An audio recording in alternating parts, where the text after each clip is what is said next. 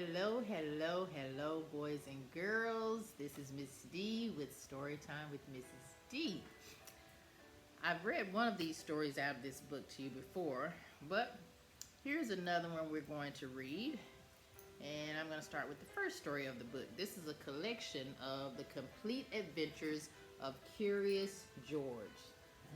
And you see how thick the book is, so it has, I believe, every story of Curious George. And if you ask your parents about this little monkey, I'm sure they know who Curious George is. But the author is Margaret Ann H.A. Ray. So let's begin. Curious George. This is George. He lived in Africa. He was a good little monkey and always very curious. There's Curious George. One day, George saw a man. He had on a large yellow straw hat. The man saw George too. What a nice little monkey, he thought. I would like to take him home with me. He put his hat on the ground, and of course, Curious George was curious. He came down from the tree to look at the large yellow hat.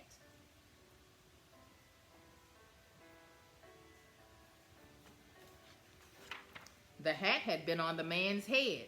George thought it would be nice to have it on his own head. He picked it up and put it on.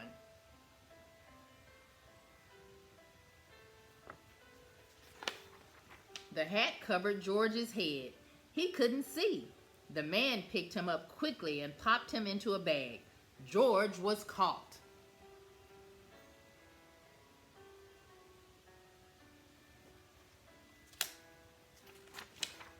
The man with the big yellow hat put George into a little boat, and a sailor rowed them both across the water to a big ship.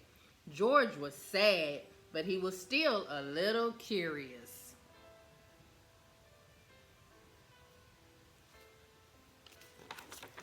On the big ship, things began to happen. The man took off the bag. George sat on a little stool, and the man said, "George, I am going to take you to a big zoo in the big city. You will like it there. Now run along and play, but don't get into trouble." George promised to be good, but it is easy for a little monkey to forget.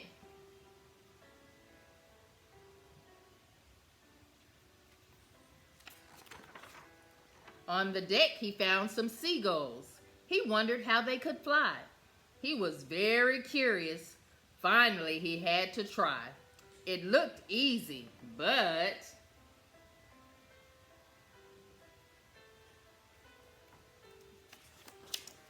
oh, what happened? First this, and then this.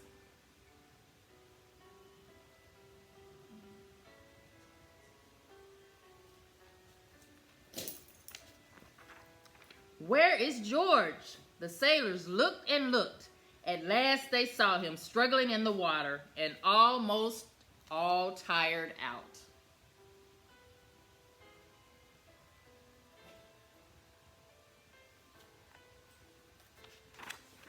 "Man overboard," the sailors cried as they threw him a life belt. George caught it and held on. At last he was safe on board.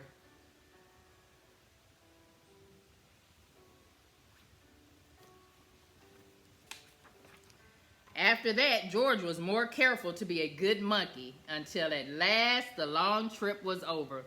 George said goodbye to the kind sailors, and he and the man with the yellow hat walked off the ship onto shore and on into the city to the man's house.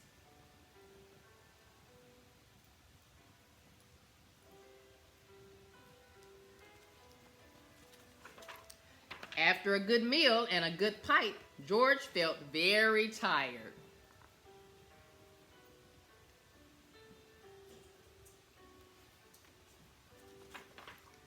He crawled into bed and fell asleep all at once.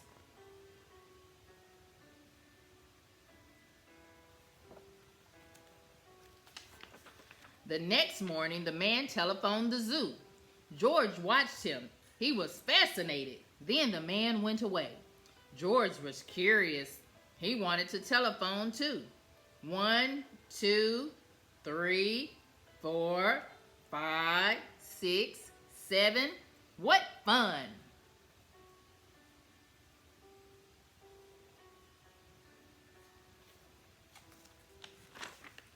Ding-a-ling-ling!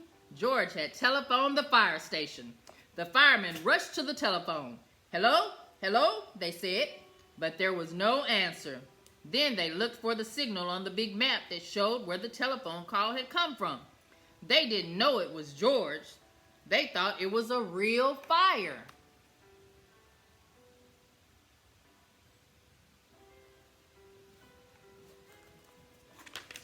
Hurry, hurry, hurry! The firemen jumped onto the fire engines and onto the hook and ladders. Ding dong, ding dong. Everyone out of the way. Hurry, hurry, hurry.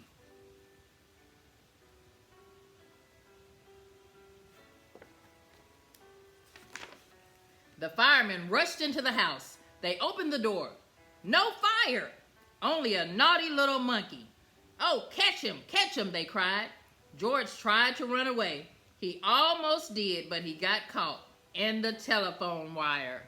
And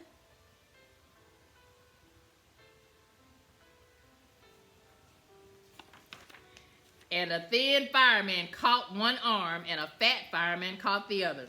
You fooled the fire department, they said. We will have to shut you up where you can't do any more harm.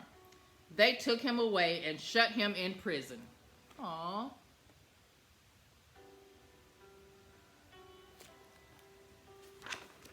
George wanted to get out. He climbed up to the window to try the bars. Just then, the watchman came in. He got on the wooden bed to catch George, but he was too big and heavy. The bed tipped up, the watchman fell over, and quick as lightning, George ran out through the open door.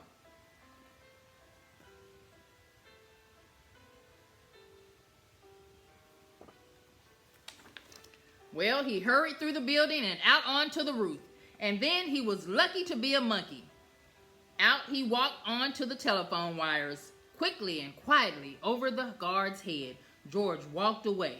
He was free.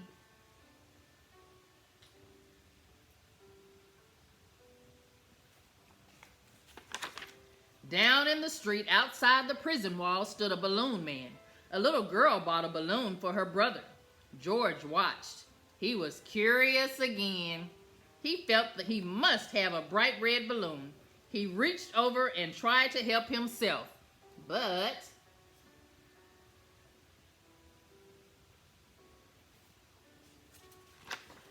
instead of one balloon, the whole bunch broke loose.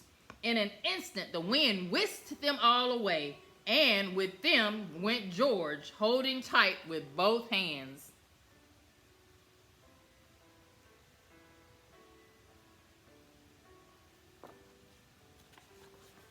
Up, up he sailed, higher and higher. The houses looked like toy houses and the people like dolls. George was frightened.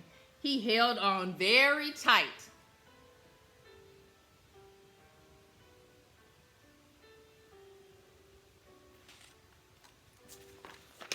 At the first, the wind blew in great gusts.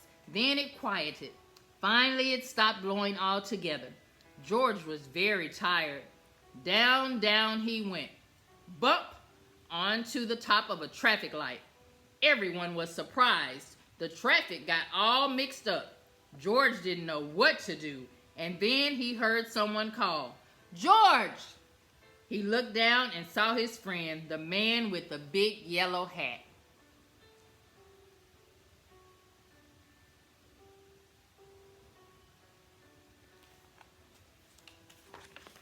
George was very happy. The man was happy too. George slid down the post and the man with the big yellow hat put him under his arm. Then he paid the balloon man for all the balloons. And then George and the man climbed into the car, and at last away they went.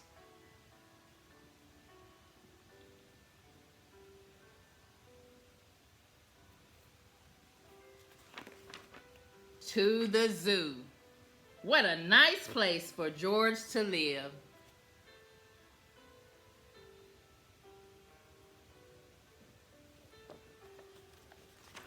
And that was the end of the first part of this huge book of Curious George. The next story we'll read out of this book will be Curious George Takes a Job. But that'll be in our next adventure. So that has been the first story in this complete book of adventures of Curious George. So I hope you've enjoyed this story of Curious George, of the many in this mini, large, huge, thick book that we have here. So we'll be reading more stories out of this book. I hope you've enjoyed it. We've had our friend Callie, as you heard. Her new name is Callie. She was here with us tonight again, reading along with you. So boys and girls, Callie and I want to encourage you to continue to read, read, read. Until next time, this has been another story time with Mrs. D. Bye-bye now.